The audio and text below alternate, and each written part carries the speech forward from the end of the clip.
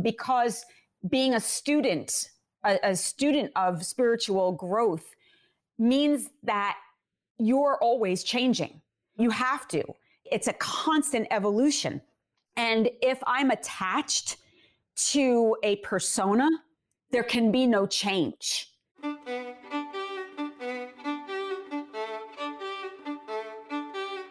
Hi, I'm Derik Mills. Welcome to the Glow Podcast. I'm excited to share my conversation with Seane, a celebrated yoga teacher and activist who was also an early collaborator on Glow. We discuss her book from 2019 called Revolution of the Soul, Awaken to Love Through Raw Truth, Radical Healing, and Conscious Action.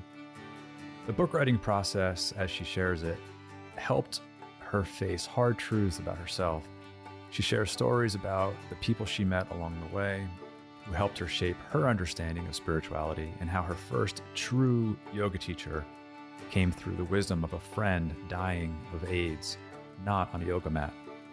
We discuss her work on and off the mat and what she's doing to move deeper into herself, and how her inner work connects to creating greater wisdom in the world, ultimately to help spark a revolution of the soul in each of us, awakening to our purpose and becoming agents of change. I hope you enjoy our conversation.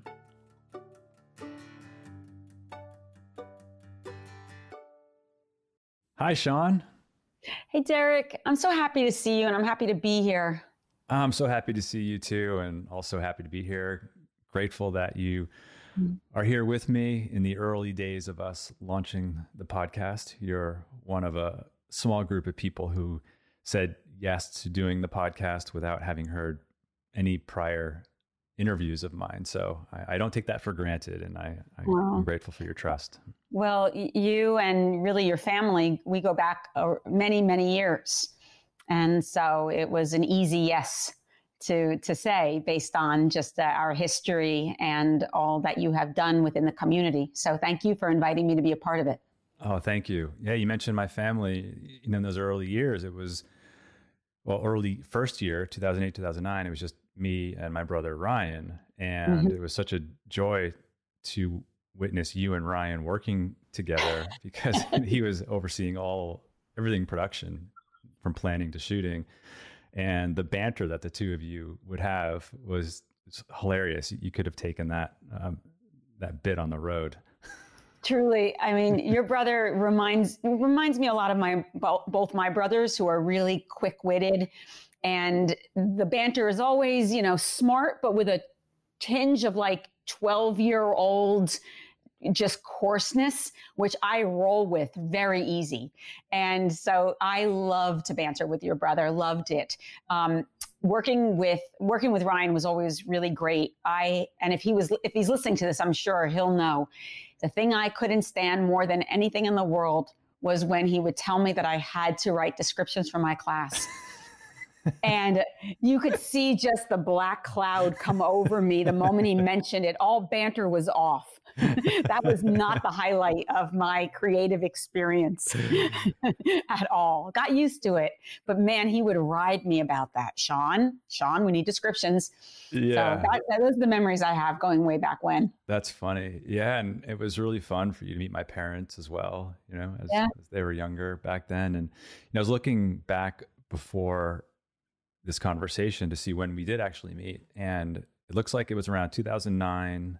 Our mutual friend and amazing, great photographer, Robert Sturman, I think he was holding an event at our old studio back then. And Off the Mat Into the World was part of it. And then I think later one for Yoga for Youth shortly thereafter. And I think that's how we met. And most people don't know that in that original space that we had, I think it was about 7 or 8 years, we had a lot of fundraisers. Every class was free except for the ones that were donation based for fundraisers, and it was a lot of fun. It was a wild time and interesting time for community, and it was fun also creating the videos for your website at the time, and even a short stint of creating some videos for Oprah, which was interesting. And I forgot about that. That's right. I know, right? And as you're talking, I'm reflecting back because that was the first time we were seeing the beginning of digital, of the way in which really the world is now, the way it was moving. You guys were the precursors of what was about to happen. And as a teacher and as an artist, going into those rooms, having to navigate a camera, knowing that just tone of voice, where your body is in the space, not to turn your back or your butt, up against the camera. All these little things that at the time were really awkward in the learning. Now I'm so grateful to have those skills, because as our world is pivoting to digital and it's becoming necessary to be able to include all people from around the world, there has to be some skills. And I feel like those early days taught me a lot about how to work with the camera a little bit differently. I'm very grateful for that time. It was awkward at times for me, just knowing there was this camera on and that the work was going to be there forever. And any little mistake in my communication you can't do any do-overs. It's just is what it is. And having to trust that process, I learned a lot, and it's helped me to be a better teacher online today as a result. Nice. Yeah, I can recall invoking Ryan again. Sean, do that over. The booming voice in the background. Yeah, I know. I think you're referring specifically, the no do-overs were more the live classes. Yes. But even some of those we would stop midway and do over. It was always very important to us that the teacher felt very comfortable and proud of the work that she or he was putting out. Yeah. I think I taught more live classes than I did. I didn't do that many classes that were just taped. Maybe I did. I don't remember. It's so long ago, but I remember doing more of the live classes. But there was a couple times where Ryan's voice would, boom out, and I'd have to do it over again. And I would be silently cursing him in my head, but also very grateful because I knew it was in my best interest and in the experience for the viewer, it was in their best interest also. So I was grateful, but it was just learning curves like anything. And now it's become second nature. You are all really on the forefront of what's now becoming, especially because of the pandemic and COVID, for us to be able to work and to show up. We have to be able to be fairly literate when it comes to being on camera and exposing ourselves, if you will, to the broader world via technology. So thank you for all that you did and all the ways in which you helped support me learning how to pivot in this way. Nice. Thank you. Yeah, it was certainly the wild, wild west back then. And I think if Ryan were here today, I think he would want me to maybe say that he never enjoyed doing it. It's always really hard. Confrontation is never easy, but it made the output better. Yeah. Like you said. Yeah, certainly. Yeah. All right. Let's pivot to your book. Okay. Sure. All right. So you wrote a beautiful, powerful book called Revolution of the Soul, Awaken to Love Through Raw Truth, Radical Healing, and Conscious Action. It was published in 2019, it now being 2021. I'm a bit late, but it really doesn't matter because your book is evergreen. I mean, it's the classic heroine's journey. I don't mean the drug, I mean female or hero. Yeah. So it's the heroine's journey. And you take us on this very evocative journey of how you excavated and continue to excavate the most hidden parts of yourself. And you truly seem to leave no dark corner unexplored. Ultimately, as you say, so that you can be in the world while being of service to yourself, to others, and to our planet. And you show us your flaws, your mistakes, despair, pain, learning, growth, gratitude, joy, and just so much more. And, while reading it, and I don't think this is just because I have worked with you and know you, you just made me laugh, made me cry. You broke my heart multiple times over. It helped me connect more deeply with my heart, with love, with joy, and myself. And I think the last thing I'll say is, it's a story of you continuously seeking how not to fit yourself into some predetermined box. Is like your soul just actively seeking out how to not live on autopilot, not live an unconscious, unreflective life, but instead a journey just continuously unfolding of a self-granting of permission to be fully yourself. And after reading it, when I closed the book, I thought, wow, it's so clear that you pulled yourself inside out over the past decades and probably quite intensely to write this book. And so I thought that would be a great place for us to start. Like, what was it like to write this and eventually put that out into the world, something so transparent and vulnerable? It was a nightmare. It was horrible. It was so intense. Thank you for your description of my book. I really appreciated a lot of your reflections with it. I had been told for years now, when people would come and hear me speak, they would say to me, Seane, you should write a book. You should write a book. And I would nod and say, sure, one day I'll get around to it. But in my mind, I always knew that there was no way I was going to write a book. And because it really hooked into a very deep and unpacked limiting belief, one that tells me that I'm not smart enough to write a book. I don't have the practical skills to write a book. People are going to find out that I'm a fraud if I even try to put down word to paper. I recognize that as a teacher, that I was good at what I did because of just time and skill and experience. But when you're teaching and in an embodied space, not just me as a teacher, but the students, you're hearing from a very different part of your brain body. Because I've heard myself contradict myself in a class. From one paragraph, 10 minutes later to something else, I have said something completely different, heard myself say it, but realized that what people were listening to weren't necessarily my literal words. They were listening to the feeling behind the words, and they were getting the meaning. So I didn't really have to clean up my sentences. You just take people on these journeys. A book's not like that. When you read the first chapter, you can't contradict yourself 8 chapters later. There has to be a through line and consistency, and it really intimidated me.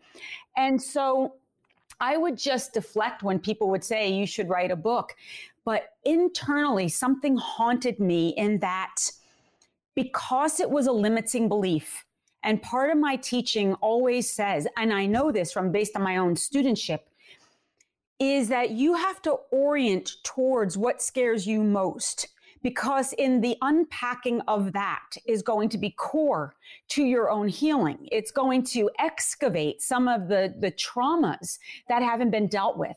So there was a part of me that knew that this was going to have to happen, whether it got published or not, but that in the process of unraveling these stories, something else was going to be revealed.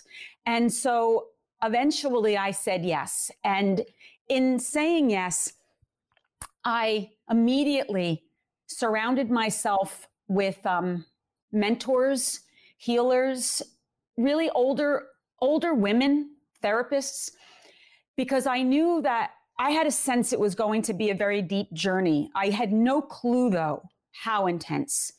And I wanted to get as much support. I started writing the book right before I turned 50. And I'm 54 now. It took me 3 years to actually write the book. And I knew that I was going to go down some kind of a rabbit hole. The day I wrote the book, I started the book, was I think it was right after Christmas. I opened up my computer, and the first thing I wrote was, well, I lit a candle, all that stuff, set my intentions. That was the first example of procrastination of that would be my through line for the next 3 years. But when I finally sat down, took that deep breath and started to type, the first thing I typed was, my name is Cece. And when I did that, I stopped writing and I leaned back, and I'm sure there was an audible gasp, because Cece is the name my family calls me. It's my nickname growing up. I stopped being Cece after I moved away from home at 18, when I moved to New York City and had to get a job and they need to see my license. Seane is my real name, but even the people I grew up with didn't know my name was Seane until my senior yearbook came out, and they give you, your very official names, and then they put your nicknames in parentheses. So my identification growing up was Cece, not Seane. So when I wrote My Name is Cece, a name that, except for my immediate family and friends, I don't have an identification with that name anymore. So I knew I was in trouble. I knew that I was going to have to write the book from a different perspective, not just Seane, but Cece was going to come out. And, I kind of took a breath and put that to a side for a bit. And then I just started to type. And all of a sudden, information is just channeling through me. It is the most creative, liberating experience I ever had in my entire life. And I'm thinking to myself, I can't believe that I was so scared about this. This is effortless. This book is going to fly out of me. I'm going to be done in a month. All I need is just a little tweaking, a little editing. And at the end of the day, I finish, close the computer, and I'm like, and I'm done. That's it. That's all I got. There was probably maybe 4,000 words. I'm under contract for about 80,000. So basically I've written a pamphlet, but that pamphlet was all I had. Like, truly. Oh, that's scary. Then I got scared. That was the moment where I thought, I don't know what to do next, which became another one of my mantras for the next 3 years. Every single day, I would hit this wall where I would go up against my creative capacity, my intellectual capacity, my spiritual capacity, and the words, I don't know what to do next, would come out of me. And I figured it out. With each day, with each experience, a lot of pacing, a lot of tea, a lot of prayer, incense burning, a lot of time spent in therapy, a lot of crying. I would do whatever that next right action was to finally finish the book. And when I decided that, there were two voices in my head. There's Seane. Seane's a teacher. And I hate talking about myself in third person, but it's the only way I can really describe what this process was. And that's why the book is written the way it is. The narratives are written through the lens of Cece. Cece wrote the narratives. Seane wrote the teaching. Because Seane is experienced, has had therapy since 18 years old, has lived a very sober life, is very disciplined, has an enormous support system, has worked through a lot of trauma, and has confidence just based on age. And so I could do the teaching from that voice. Whereas Cece had childhood sexual trauma, didn't have a lot of support, had issues with drugs and alcohol, all sorts of very dysfunctional behavior, as any young person who's highly sensitive with trauma might. And so there were very different energies. When I would write from Cece, Cece's funnier. Cece's more like just a little quicker, and Seane's much more serious.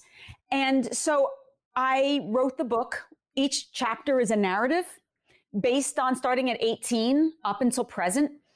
And each chapter unpacks a learning lesson. And then I, as Seane, get to come back in at the end of each chapter and say, in 2020 hindsight, here's what was really happening. Here was the teaching. Here was the lessons. Here's what I couldn't know then, which was unfolding right in front of me, but I didn't know it because I was too in it. And as the book progresses, even Cece in those narratives becomes more mature, a little bit. I get it quicker. The rate in which I stay stuck gets shorter and shorter in those narratives until you can start to see the shift between Cece and Seane and the way they both integrate. So that was my behind the scenes experience writing the book. It was hard. I don't know how people do this as a living, like people who do this prolifically, where every day they wake up to write.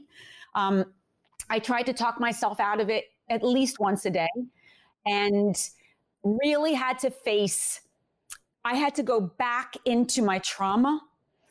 I discovered that I have something, I found this out in therapy, that's called emotional recall, that when you write and you begin to piece out texture, smell, conversations, that my memory is very, very specific. And meaning that suddenly, if I start to visualize like the color of a dress that I'm wearing, suddenly I'm back in the room. I hear conversation. I can smell whatever was cooking in that moment, but I might only be 4 years old. And the whole book was like that for me, in that I had to experience emotional recall, and it was re-traumatizing at times, but also so incredibly healing, because I do have the tools and the support now that I could even go back in there and be like, all right, let's do this. Mm-hmm. Let's do this again, but in a different way. Mm-hmm. Wow. So that is Seane in the grayed out sections of each chapter. Yeah. Cece at the beginning of each chapter. Interesting. Yeah. Huh. Mm-hmm. I'm going to revisit parts of that and look at it through that lens. Except that you can see as I'm, especially the New York. In New York, it's all Cece, mm-hmm. and then I start to, to shift and change. But I love Cece because, and again, it's weird to talk about myself in this way, but she was, feisty and a survivor and passionate and brave and curious, super open. Just because I experienced trauma in my youth didn't mean that I was like curled up in the corner rocking myself. I developed obsessive compulsive disorder, which shows up in the book as a really important and very clever survival skill to help my nervous system regulate when I felt like my world was out of control. I give enormous props to my younger self for moving through that and still being really joyful and open to life, even though I got my ass handed to me a little bit. And I'm very proud to have brought her into the book, because that part of my personality deserves some space and a voice, and doesn't really get enough of it. So I definitely, you might see it more now if you do revisit those chapters. And it's clear that the two of you are looking out for each other all along the way. Like, even though you're right, Cece does appear more in the earlier stories of your life, there are other voices, there are other Seanes that are also there guiding you and connecting you and making or allowing you to be available to receive the gifts and the wisdom from all of these different lovely people that you encounter, that you refer to as angels in your life. And gosh, I mean, when I think of Billy, for example, there's so many, and we can't get into all of them, but from your stories of you as a little girl, like you mentioned, like you go deeply into that. Billy, Mona, the sex trafficked children, the boy and others in that trash heap in Cambodia, that sweet, lovely man in Atlanta, your parents. Mm-hmm. There's no way that there aren't multiple yous looking out for the totality of you and guiding you through this journey.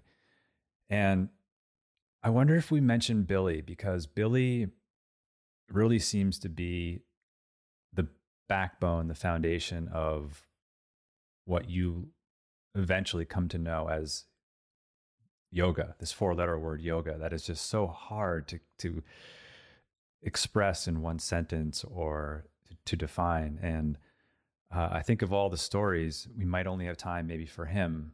So let's try that. Yeah.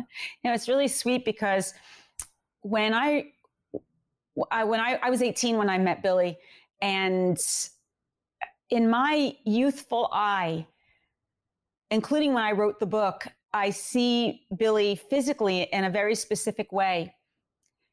And just recently, someone sent me a picture of Billy. And it's the first time I had seen Billy since he died of AIDS. So this would be back in the 80s. And what I was so startled when I saw his picture, because it brought back so many memories, but also because of how young he, to my eye now, all these years later, that I was like, oh my God, he was still so in the prime of his own life. He was so beautiful. And back then I thought he was so old. And so it's very funny to have received that picture of him, and I will treasure it forever because it's the only photo I have. But Billy was a man that I met when I worked in an all-male gay sex club called Heaven. And this whole story is very symbolic, and I can look back at it and really see that God was at play. When they say, like, I need a sign.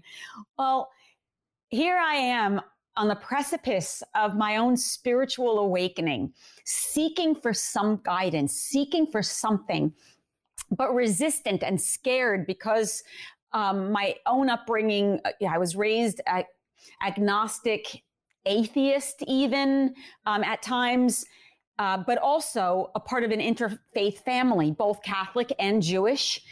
And the God that I witnessed growing up was very patriarchal, very mean-spirited, punishing. And because of my trauma and because of my obsessive compulsive disorder, it was very much attached to, if I do things in a certain way, bad things won't happen. So because I was so suspicious of this punishing God, I felt like, here's how I was going to bargain. All right, I'll touch things or step on things or swallow in a certain way, but don't let my mother die, or don't let anything bad happen to my cat, whatever it might be. But there was always this bargaining that was attached to my spirituality until I was like, I want nothing to do with this. And yet my soul ached for a relationship with Source. My intuition, since the time I came into this world, I knew there was something, but how it was being described felt incongruent with that longing inside me. And so I work at this club called Heaven. It was an annex part of another club called Limelight, which is a very famous New York City club. It's closed now. But this was a private club up in what would have been the rectory, because Heaven and Limelight was in an old church. And so again, I want a sign. And so here I am serving alcohol to, this is to kids on, like, what were they doing at the time? Ecstasy and ketamine. It was a really wild place. But I got a job working up at Heaven, and I was the only cisgendered female allowed in that space. I felt very, very safe and very comfortable behind the bar. I was in the disco. In the back rooms was where they had sex, and I wasn't allowed back there. And but every night, Billy would come into this club. Billy was an African-American man in his 50s. In the book, I said he was probably around 58, but now that I look at that picture, I'm thinking he was younger than that. But Billy had been married. He was part of the Baptist community where he had grown up in Ohio. He had children. He had grandchildren. But when he came to terms with his sexuality, he was ostracized from his community and his family, and eventually came to live in New York City to live out his truth. And he frequented this club pretty much every night. And we would talk about everything. And Billy had issue with, at that time, I was doing a lot of drugs and alcohol. I worked in clubs. I had access to all of that.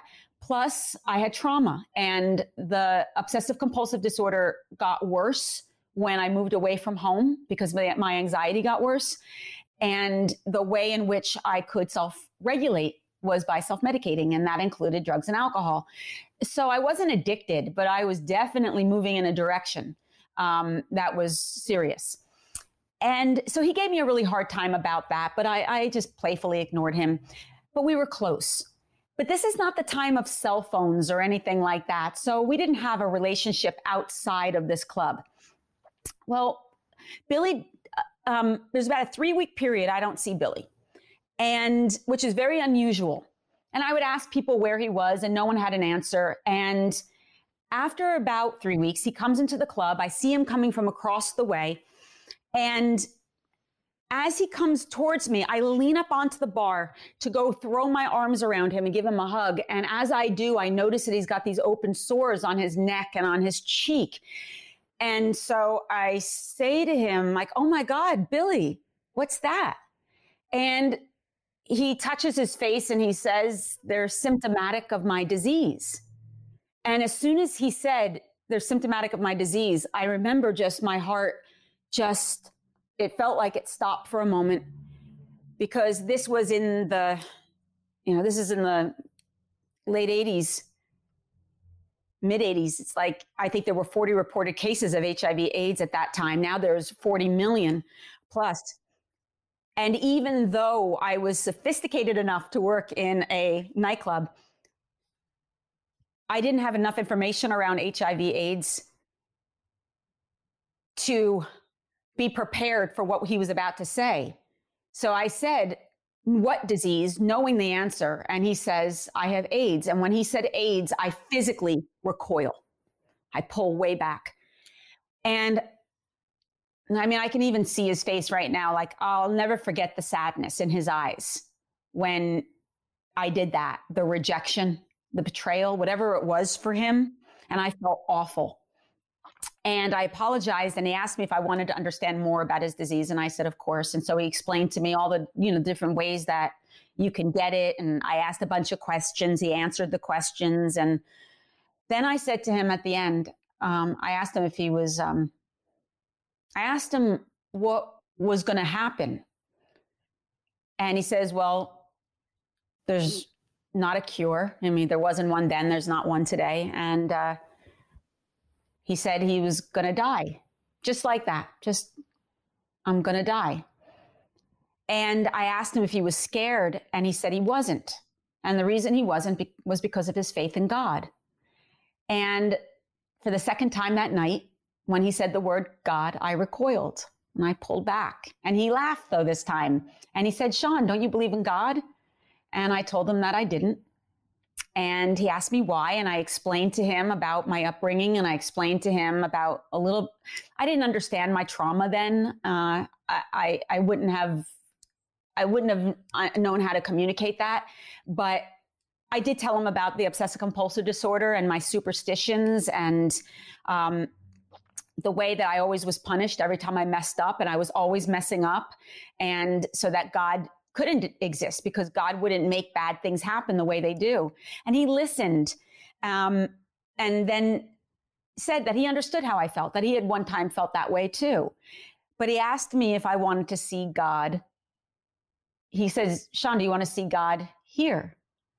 And I look around the club, and there's literally naked men chained to the wall. And I was like, yeah, show me God here. Mm. So Billy points to Danny the Wonder Pony. You can actually even Google Danny the Wonder Pony, and you'll see some pictures of Danny. He was a fixture in the New York nightclub scene back in the 80s. But he was this guy who would put a saddle on his back, and for $1, you could climb on his back and hit him with a switch, and he would trot around the dance floor. Billy points to Danny and says, God is right there. And then he points to this woman named Violet. Now, Violet would have been we know Violet as being a transgender woman today. Back then, she probably wouldn't even use her correct pronouns, probably we referred to him as a cross-dresser. But Violet was a 6'4"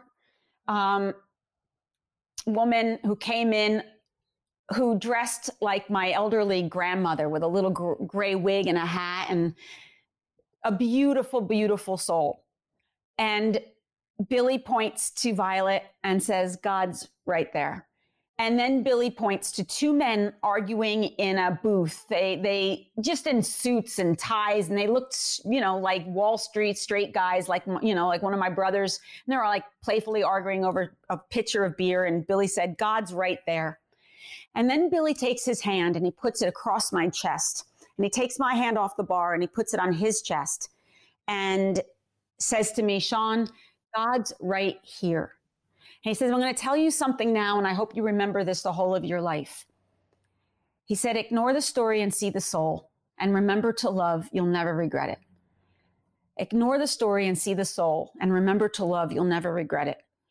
And then went on to tell me that Danny the Wonder Pony, Violet, the men in the booth, me, him, it's all a story, that all of us are here to learn what love is, and that all of our journeys are unique, and they're meant to be unique, and that they're all aspects of who we are, but they're not who we are.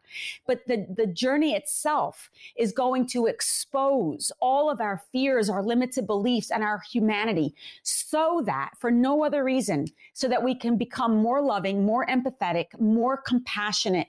And when we do become more compassionate and empathetic and loving, that the end result of that will always be will always be peace and love and freedom and liberation. And that the judgment was in me, not in what he was saying was that what Danny and himself and everyone was doing, that was between each soul and the God of their own understanding. That essentially we all had these roles to play out, and we were going to be bumping against walls through the whole of our life until we get it. But no one can rush that process for us. And it was the first lesson of yoga that I had been taught before I even got on a yoga mat, that he was explaining to me that God is truth and love, and God shows up in a myriad of different ways, and that all of us were awakening to that God within ourselves. But because of ego and trauma and all of our shadow stuff, the noise of our small self got in the way of really the glory of our highest self.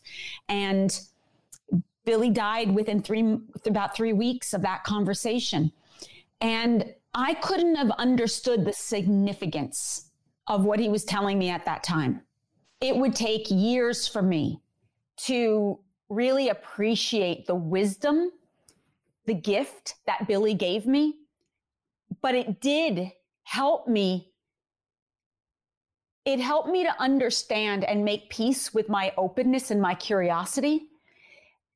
The fact that I oriented towards what some people would call the dark side, and helped me to really appreciate the human condition and experience, and the way that every single moment is purposeful as it leads to spiritual maturation that cannot happen unless you walk through whatever it is that you're walking through, no matter how dysfunctional or dark or hard, that all of us are opening to love at a rate that is very individual.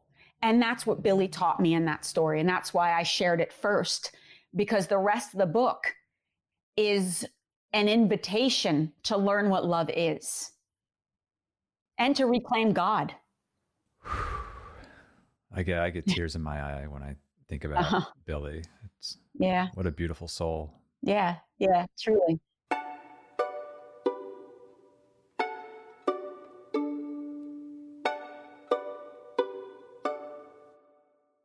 I want to reflect for a moment on the fact that you, Seane Corn, say you were taught your first lesson of yoga before you ever heard the word yoga. Yeah. There is an intermediary point in the book, in your journey, where you share Mona with us. And the reason why I'm choosing now to bring her up is because of something that occurred to me while you were speaking, where, somewhere in your book, you reflect Mona's words saying something like the process of self-understanding is not an intellectual one, it's primal. And what gets in the way is the way. And you also say it's not about understanding your pain, as Mona said to me, or even articulating it, at which, by the way, I excelled at. Mm-hmm. It's about feeling it, which I sucked at. And she has this really fun way of how she kind of castigates you and refers to all you yogis are so great at beautifully describing your feelings, but so many of you don't have access to them and don't truly feel them. She addresses directly the consequences of spiritual bypassing and some other unhelpful tendencies. So I think it would be a helpful moment here to briefly bring Mona into the discussion. Yeah. Mona. So I had been practicing yoga at this point for many years when I met Mona, and I met Mona because I was dealing with a broken heart. And for the first, it was my real first true broken heart, not like an adolescent broken heart. It was an adult broken heart. But it kicked up a lot of my trauma, and yoga wasn't working for me for the first time. In the past, I could get on a yoga mat and move through some of my discomfort, and suddenly it wasn't working. And Mona helped me to understand that the yoga that I learned back in the 80s and the 90s, it's a little bit more patriarchal than it is today, perhaps. And there was a lot of information related to detachment. Big feeling comes up, you detach, go into the witness mind and observe your shadow, but don't allow yourself to identify with it. Where we can get taught to dissociate. And I don't mean literally someone teaches us how to do it. It's a part of our survival skill. We just disconnect from those emotions. So when I was taught that term, detachment, that worked for my nervous system. But what I learned from Mona is that detachment without awareness was dissociation, and that the only way to move through the dissociation was to actually orient towards the shadow and feel everything and not allow any space for bypass or avoidance. What I was being taught was presence, which is what yoga is anyway.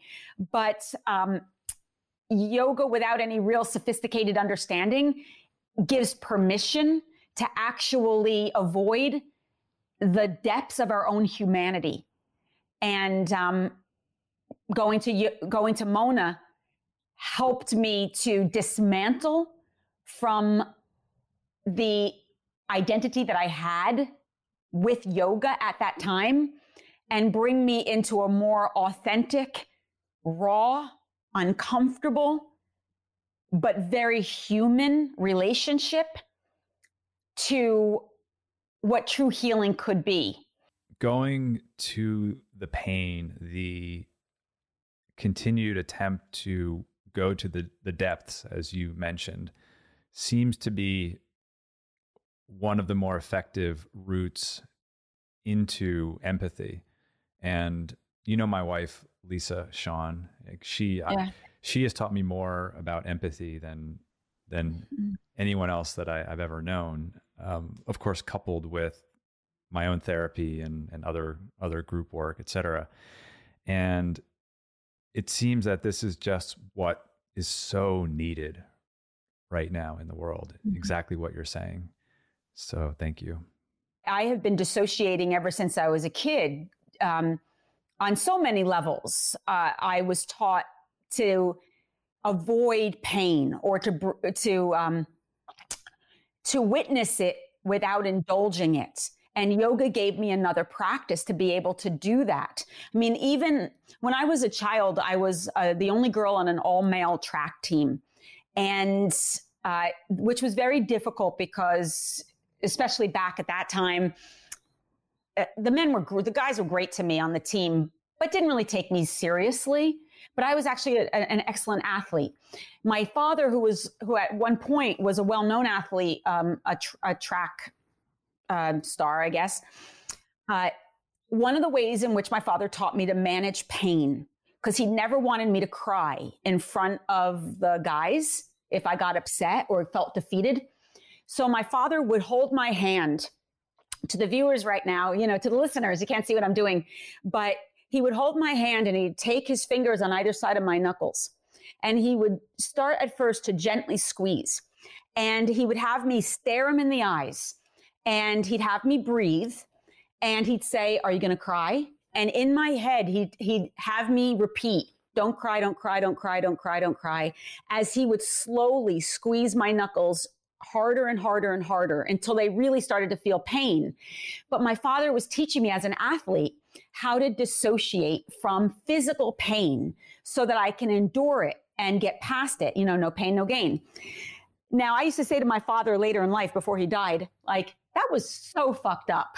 Like, that was horrible to train me actually how to avoid my feeling body. Because as an adult, I learned how to suppress any uncomfortable emotion. I learned how to trance myself out of actually experiencing it via either obsessive compulsive behaviors, touching things in even numbers, or don't cry, don't cry, don't cry, variations of that. And so when I started to practice yoga, big feelings come up. I learned how to dissociate from those emotions without actually processing them. So I would just dance behind them while simultaneously learning language through the sacred texts that explained the human experience, that explained the evolution of one's individual soul, and got really literate with that language. So if something happened, I'd be like, oh, this is what the sages describe as, but without letting myself actually have the experience. Yeah, so when I went to see, I'm good. I got the words. I can present them. I can say them. I'm good to the world. Yep. And I felt like I was good to me too. Like, I felt like I was fine. It wasn't until I met Mona that she helped me to understand that I had just found basically a new drug of choice. The way in which I was practicing yoga was numbing me out. And even the drishti, all the things that I was doing to narrow my focus of attention, all of it was just kicking in some of the old survival skills. Mona made me have to get really messy and really raw and lose control. What obsessive compulsive disorder and yoga did for me was to give me agency and control over my body. Even in the organization of the muscles and the bones, everything was about control. Mona came in and disrupted all of that and wouldn't let me experience yoga from that point forward in the same way. She's the one who taught me about sensation. She's the one who got me to make noises in my yoga practice, to get really present to the shadow, and to learn ways via beating, using tennis rackets and things to express the anger. Because what was underneath once I got past the dissociation, expressed the anger and the fear, what was underneath it all was grief. And Mona helped me get to the grief. And it liberated me in my yoga practice. It liberated me in all aspects of life. And it brought me into a deeper relationship with spirit than I could have ever imagined, because a relationship with spirit is not a intellectual experience. It's a felt experience. It's abstract. You got to let go of everything that you think you know to open yourself up to like a sixth sense. And that requires vulnerability. and the way in which I had been practicing yoga in my early years. And I don't discount it. It was an essential part of my own healing. That control was my first introduction to true, like that was an aspect of agency that was titrating my nervous system to prepare for Mona. Had I gotten Mona at 18, I couldn't have handled it. Yeah. But the yoga helped me to learn how to get present in my body, how to breathe, how to get still. Mona then came in and just shook it all up.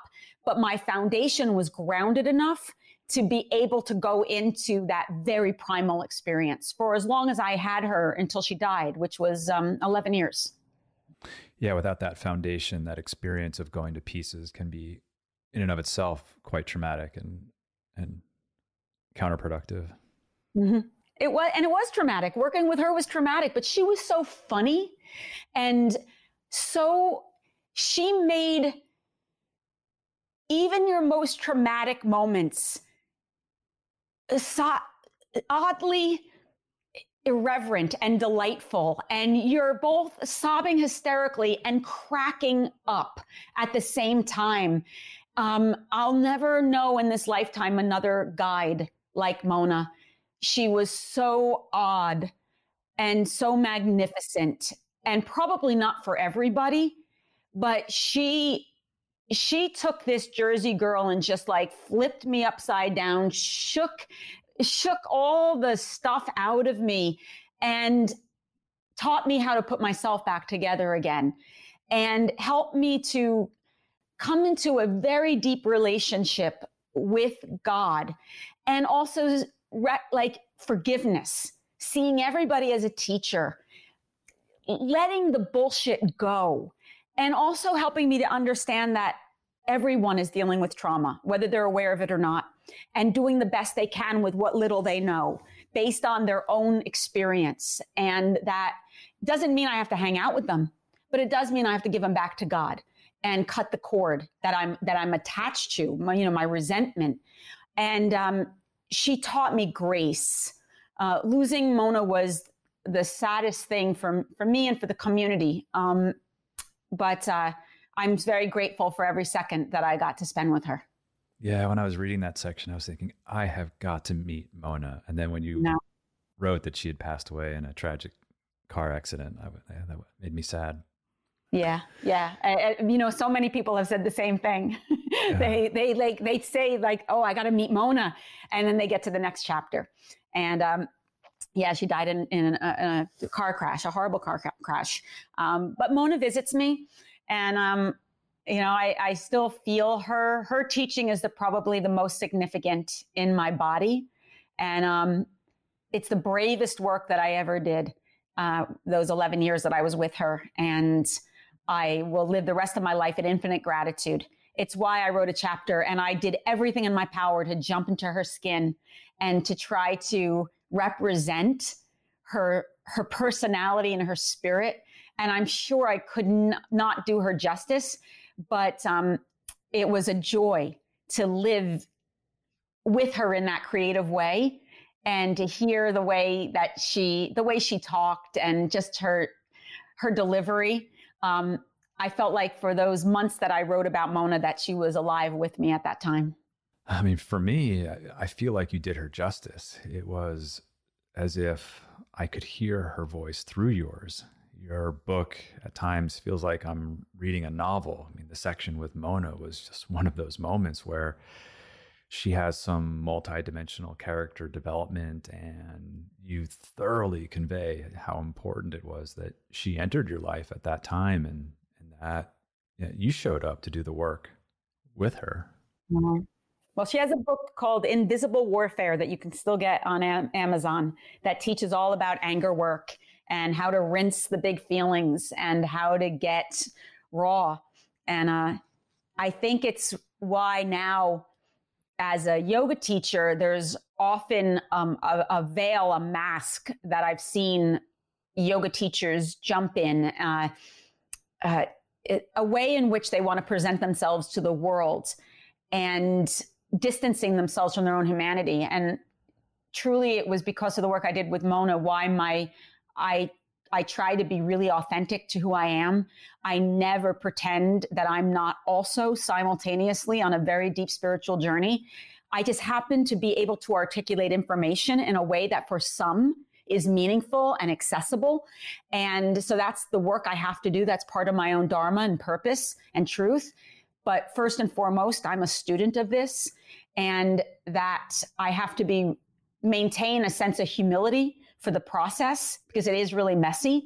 And if I wear that costume and get comfortable in that costume, I won't do my work. Because being a student of spiritual growth means that you're always changing. You have to. It's a constant evolution. And if I'm attached to a persona, there can be no change. And so my book doesn't end with me suddenly getting it. My book ends with me in one more like aha moment. It just gets more complex, more nuanced, more sophisticated. And like I said before, I get it quicker. Like I've got tools, but God is still pulling back the veils and saying, like, can you love now? Can you be in truth now? Where's God now? It never ends. So Mona was the one who really said, that's why she in the book, she would refer me to like, oh, enlightened one, oh, guru, and make fun of the identification that I had, and tease me about it, all meant to break it all down.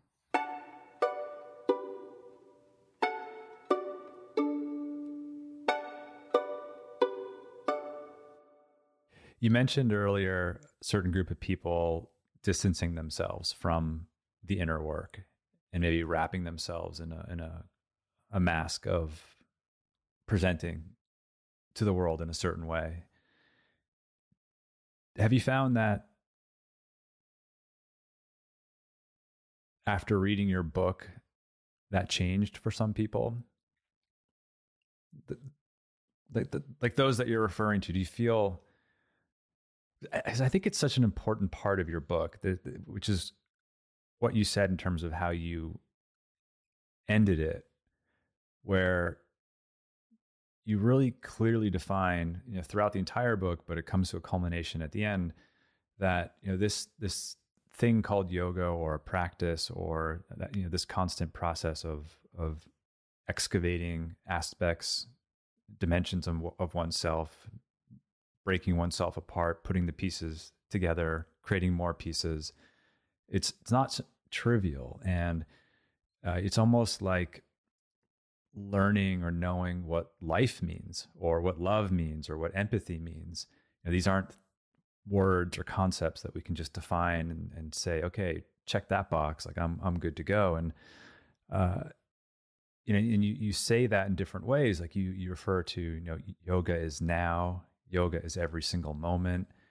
Yoga's job is to show you what's actually happening, not what the mind thinks is happening or wants to happen. Yoga exposes the truth. It allows the stories buried deep within the body to emerge out of the tension that you've released and into the open spaces you've created. And then you end this one paragraph by saying, but here's the thing, only if you're open to receiving them. And that's not easy. And that this is not a quick fix scheme. So I don't have a question there. I just want to acknowledge that it's really important that someone like you presents this 4-letter word in this way. And I was just curious if in doing so, if you got certain feedback, or you experienced maybe some shifts in the world as a result. I mean, it depends. I don't know if I had a real expectation on how people would receive the book and how it would impact them. I wrote the book that I needed to write, even though I tried to talk myself out of it the whole time. There are so many chapters. Talking about Patabi Joyce, I didn't want to put that in the book. Talking about my own internalized racism, I didn't want to put that in the book. But every time I would that would come up for me is when I knew it had to be in the book that fear, that resistance, it's all ego and it's only in service to protect me. Whereas if presenting this information, not by pointing my finger out to the world and saying, look at your internalized bias. I'm actually saying, look at my internalized bias and let me model to you what it looks like, how it shows up, and how hard it is to extract yourself from it when it's a part of your cellular body. And I felt an obligation, a responsibility to take ownership for my own humanity and present it in these pages, and hopefully giving other people permission to then take accountability for their own shadow self. I couldn't attach myself to whether or not people would get it. All I could do was present it and get comfortable in my body with what I did, and take the hits if I got them, and hope that it would be in service. The good news is that for some people, this book has been very impactful. It has given them tools and insights and reflections and made it easier for them to have really hard conversations, whether it's around trauma or obsessive compulsive disorder or abuse within the yoga community, or the power and privilege, internalized racism. It's met people in different ways depending on where they're at. I don't know how other yoga teachers, I don't really know how people are responding to it in that way. In some ways, that's not my business, the work they do. Just like as a teacher, I really trust that people are on their own path. And it's not for me to grab them by the shoulders and say, you got to get this. All I can do is say, this work is really messy and it's really hard and complex. And sometimes it's really funny and so super heartbreaking. And what a privilege that we get to do this work, because the alternative is to stay dead in the soul. And if we don't do the work, odds are we're going to replicate behaviors that are going to hurt a lot of other people. And so why not at least try to do the work and just navigate the discomfort? And here's what that might look like. And by the way, it never ends. So don't think that you just take a couple of yoga classes and you got this. That even after all these years of doing yoga and therapy and having access to the greatest teachers in the world, I am on a constant quest for that next level of awareness. And it will come. I know it will come. I wait for it to come. The difference is, in the past, I would have been terrified when it did, because I would have known everything needed to change. Now, when it comes, I can take that exhale and say, all right, here we are in the inevitability of change. And with that, there's some grieving, there's a death, but there's also transformation. And that's what I hoped my book would reflect. So I don't really know how other yoga teachers feel about it. You know, maybe they're polite in telling me they love it because we have all, you know, I have such a long-standing relationship with so many teachers. What are they going to say, that it sucks? I also made it very clear to the entire yoga community and all my peers, friends, and family that I was really not interested in any constructive criticism related to my book, that all I had the emotional bandwidth for was, it's brilliant and I love it. Anything else, any other feedback, I'm not interested. I can't change it anyway. So just kind of keep it to yourself, you know, gossip amongst your friends, appease me with just saying like, you know, love the book, great. So I try not to get too caught up in what people's perception of it is. When I finished that book, I knew I did my job. I knew it was the book that I needed to write. It's better than I thought it was going, that I thought I was capable of doing. And at the same time, it's exactly what I knew I was capable of doing. And so I'm, whatever anyone else's experience of it is, just like anything else, it meets you where you're at. You might read this book today and be like, I don't get it. And then 10 years from now, read it and you're like, you're like rocking yourself because you're starting to walk some of these experiences and now you can live it in a different way. It's interesting you put it that way, because I would recall you sharing some of these stories with me throughout the last 10, 11 years since we've known each other. And I sometimes would get parts of the story or none of the story. And, our time knowing each other has also tracked a very sizable shift in my own growth and willingness to go to places of great pain for myself and feeling that I previously either didn't know I wanted to or was afraid to do so. And now at 47, I so much appreciate now how you have continued to show up, especially as it pertains to how you've been of service to not only people here in this country, but to people in other countries as well. And just as a brief side note, one of my joys of the privilege to connect with you as we do and as we have is that I sense every time a more evolved Seane. And as I mentioned, sometimes I don't fully understand it or what you're sharing. But the takeaway that I feel is every time I see you again, speak with you again, there's more Seane. There's more Seane present. And as we wind down here, I do want to focus on service and privilege and some of the wisdom that you share in terms of if your heart, as you say, if your heart is shut down, you will likely just do more harm. And without love, without God, then, as you say, I am the problem.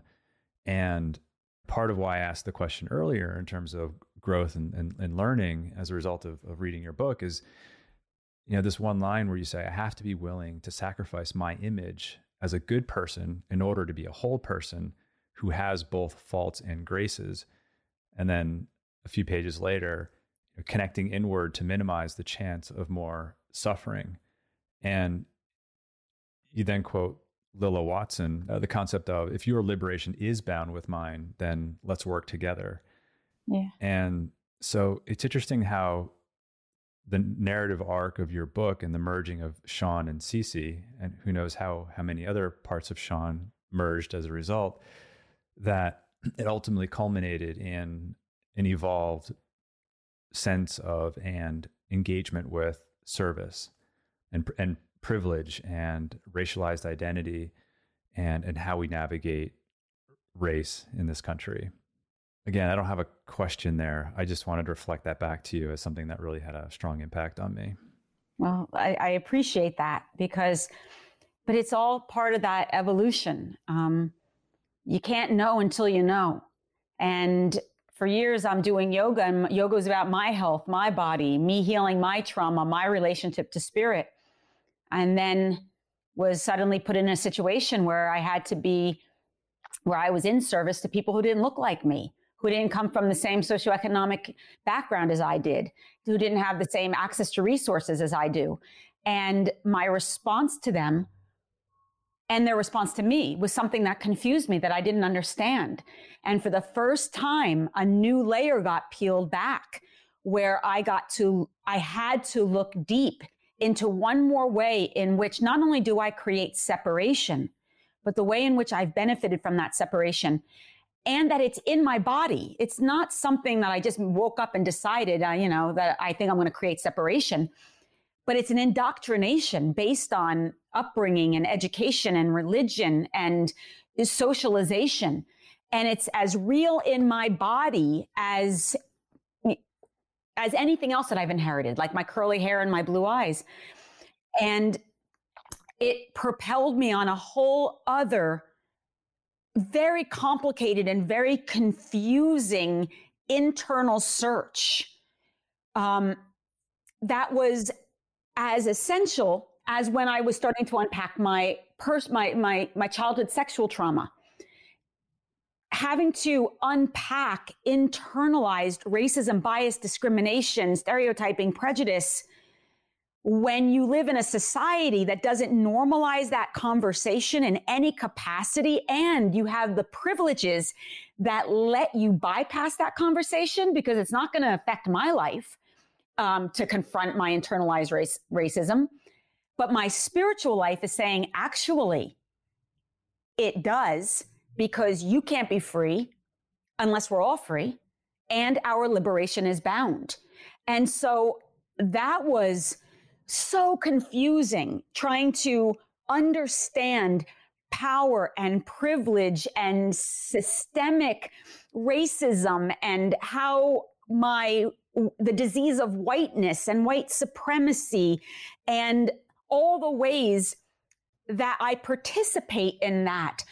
It took so many years of forcing myself into that conversation, especially because at that time, the white community is a fraction more open now, right now, to be in this conversation about looking at whiteness as a construct and recognizing their own complicity in it, just a little bit more. But 12 years ago, 10 years ago, when I really, actually, it's a little bit more than that, when I started to question that within myself, I didn't have a lot of other white folks to go to say, how do we deal with our whiteness when our whiteness might be the problem and is creating so much suffering for others? And I know I'm a good person and I'm invested in being a good person, but what does it mean to be, like I say, a whole person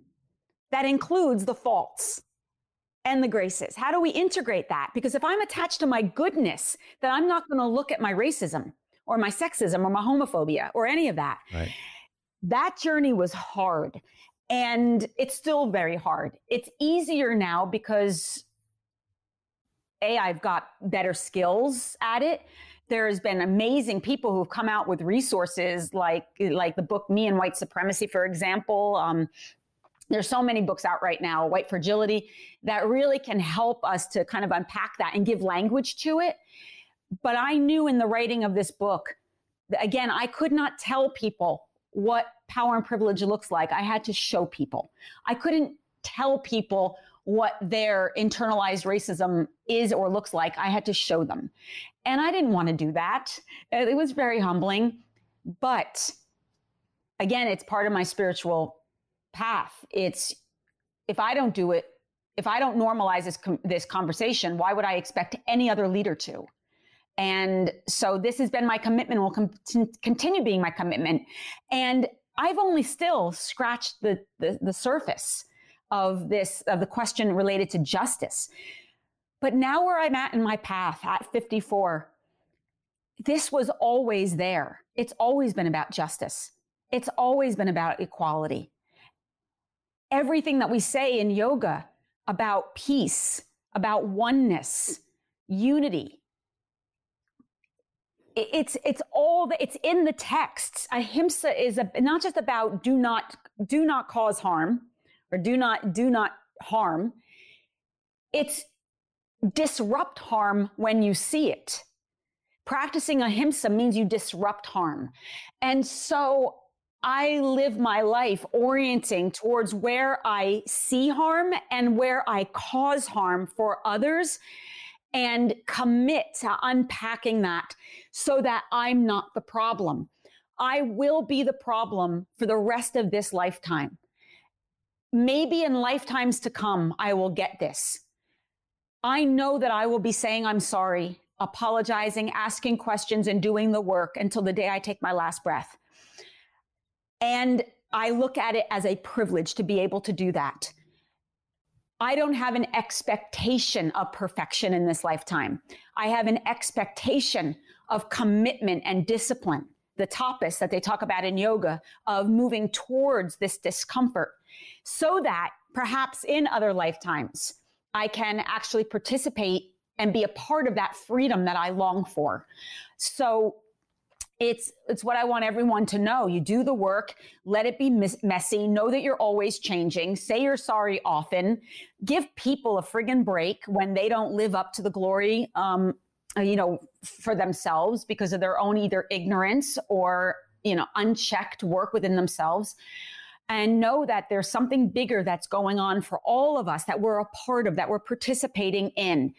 And the way in which we can participate with true empathy is by orienting towards our own disowned self and honoring the journey as we've experienced it for all of its faults and for all of its beauty, because only then can we look at someone else with a true sense of humility and honor and meet them where they're at, not where we think they should be.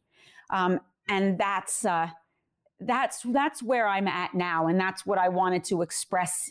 I wanted to take people in that on a ride to help them to understand that maybe today they need to do chaturangas, as I did, just to get in my body.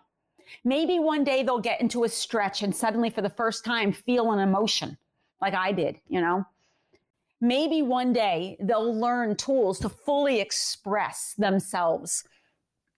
And then maybe one day they'll also start to look at things like what is unity and what is truth and what is love and what do I have to do in order to contribute to the necessary change that can ease this world towards peace, and pray for the strength to tolerate the discomfort as we dismantle the attachment that we have to our ego so as to expose the illumination of our magnificent and ever-evolving souls. That's why I wrote the book.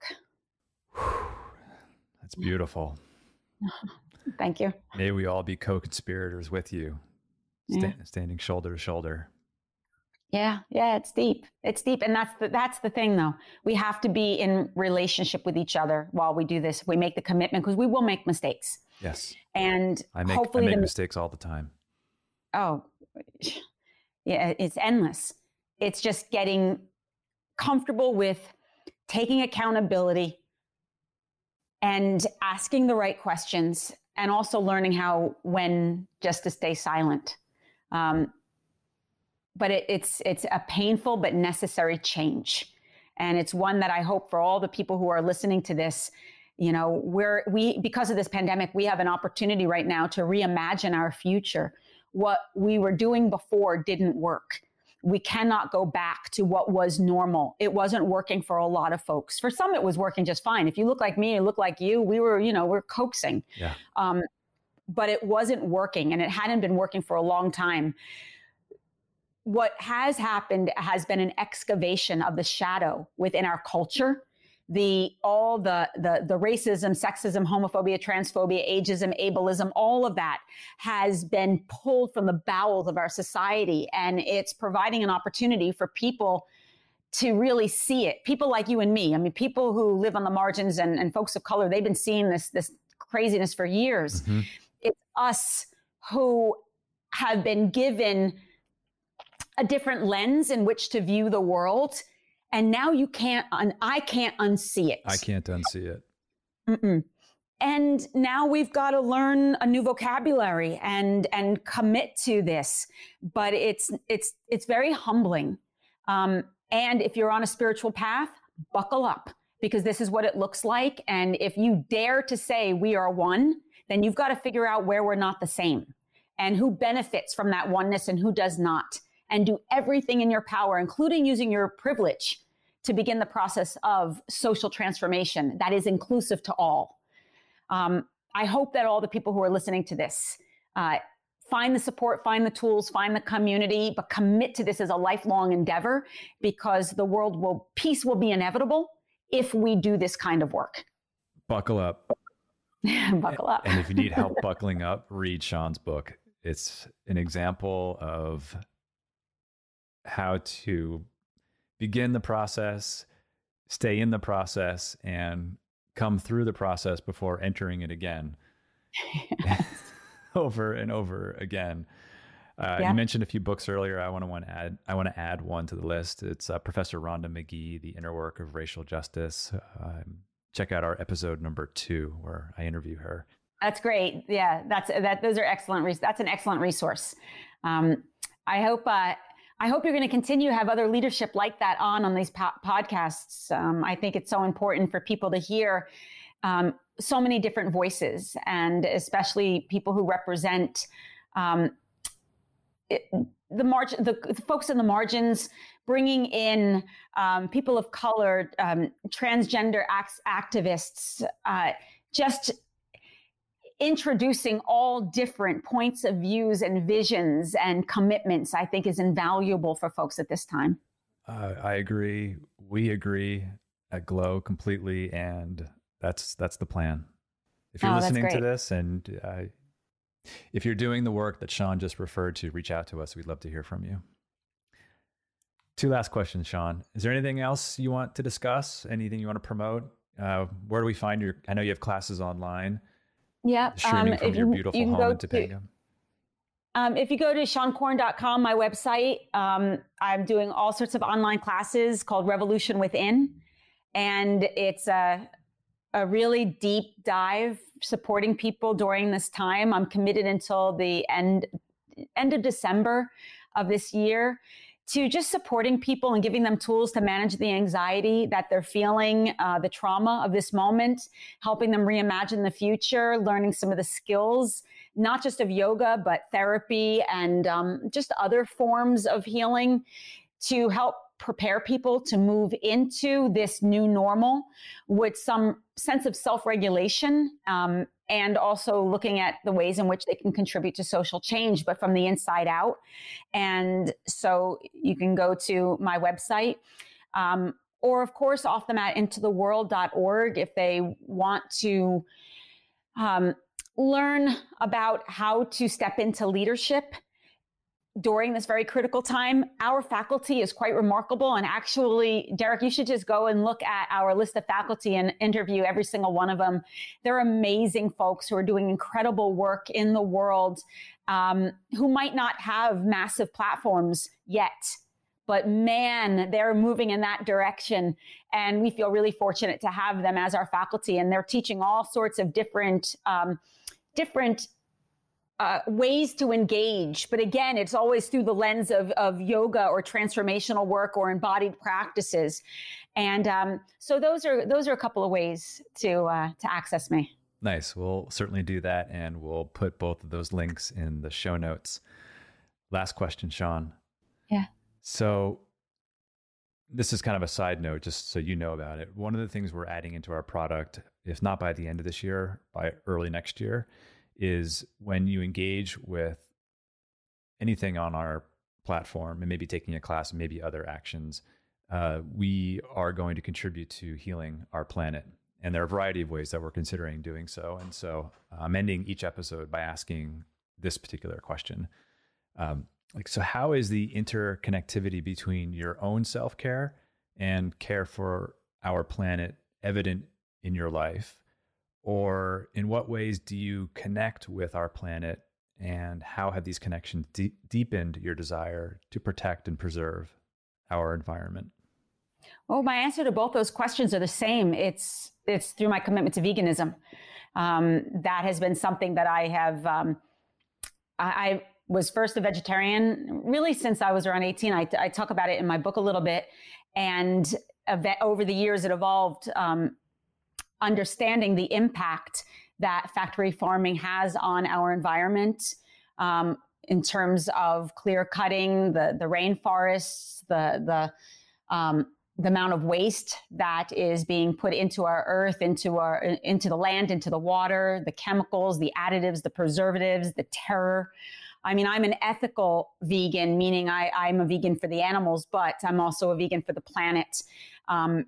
Because if there are other ways in which we can nourish and nurture our entire society, we wouldn't have as many as the climate issues that we do, because they use so much of it in factory farming and in development, to be able to feed the grazing, the production of animals, all of that. So my veganism has definitely been a way in which I practice self-care because I don't put, knowing about the mind-body connection and trauma and all of that, I have zero interest in putting into my body anything that has been traumatized, and then I am taking in that energy, and also the karma related to eating animals.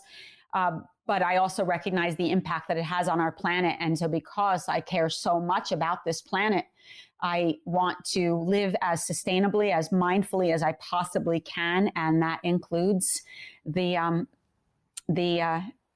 unnecessary slaughter of our animal friends.